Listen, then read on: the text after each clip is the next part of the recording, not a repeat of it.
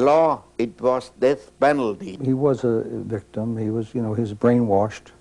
But it's very interesting to hear his comments, the fact that he recognizes and doesn't make excuses for it. And I accept that, and I think that's very admirable on his behalf. In the course of a day, the three former enemies discovered their common humanity.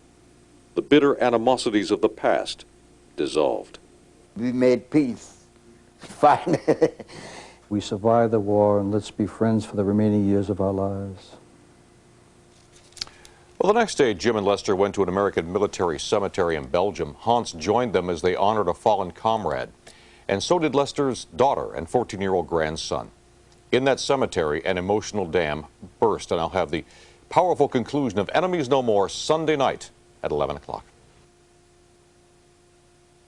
This week, we've been bringing you the riveting story of three soldiers meeting again on the battlefield where they once tried to kill each other.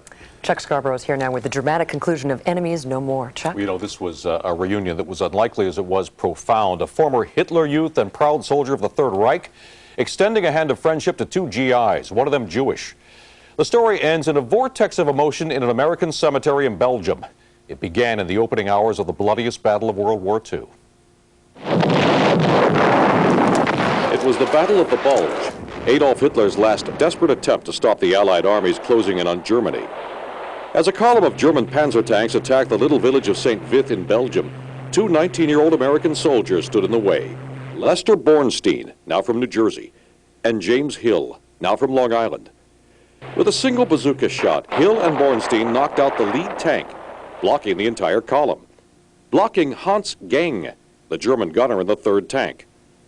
More than half a century after they tried to kill each other in combat, Gang learned the identity of the two Americans who destroyed his commander's tank and tracked one of them down. For the last 3 years, Gang has been filling James Hill's mailbox with letters of reconciliation. Not important that we were of the opposite sides. You are the only comrade of the Battle of the Bulge left. Hey, good to see you. I want to introduce you. He's a motor too. This is Lester Bornstein. This January, Hill and Bornstein accepted Gang's invitation to meet. On the very battlefield in Belgium where they'd exchanged fire so long ago, the old enemies shook hands and embraced.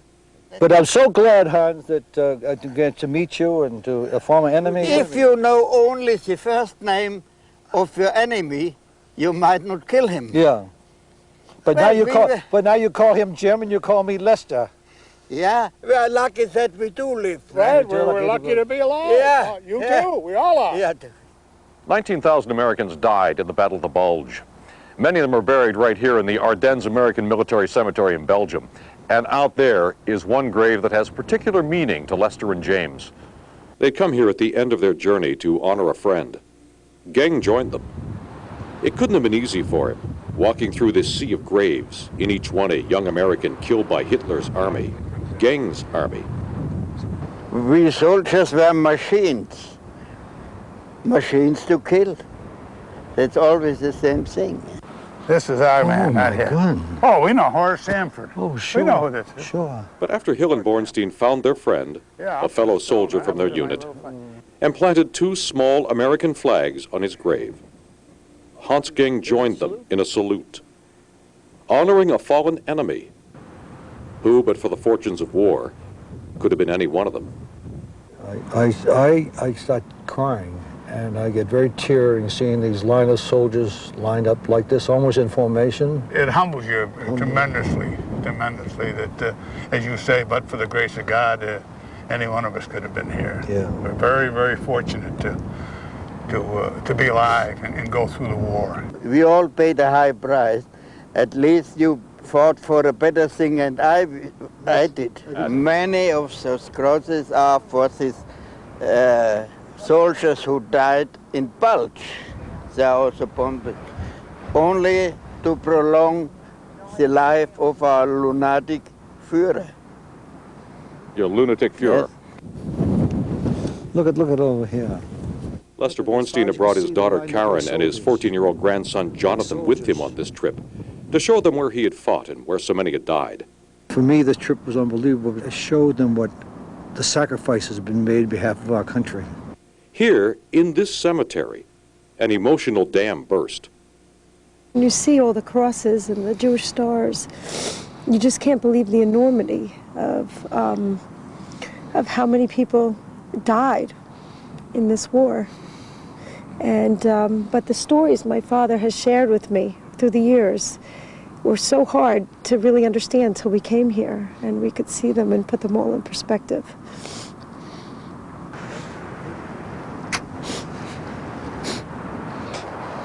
Jonathan, what's it mean to you to be here in this cemetery with your grandfather?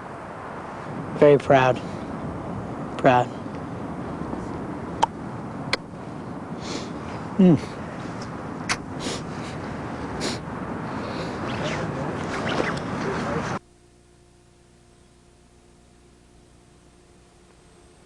For Lester Bornstein, the emotional postscript for this remarkable story was that moment with his family in the cemetery. For Jim Hill, it happened in a tiny village in Bavaria. After we left the cemetery, Jim traveled with Hans to his home in Engelthal, Germany. It was a long, slow drive in pouring rain that finally ended at almost 11 o'clock at night at the local inn, where quite a surprise waited for us.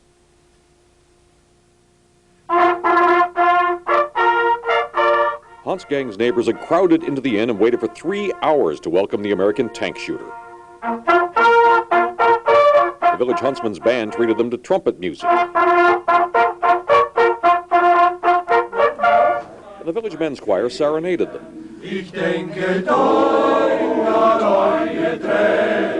To my newfound friend Hanz Gang and to the citizens of Engelthal.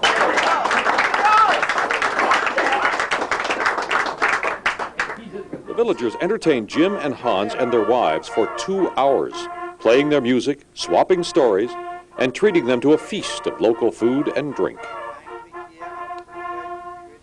Now, Hans had also invited Lester Bornstein and his family to Engelthal, but Lester declined.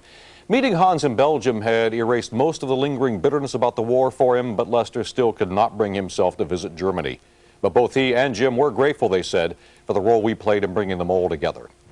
Incidentally, Lester's son, Michael Oren, has published a novel based on his father's story. The title, Reunion.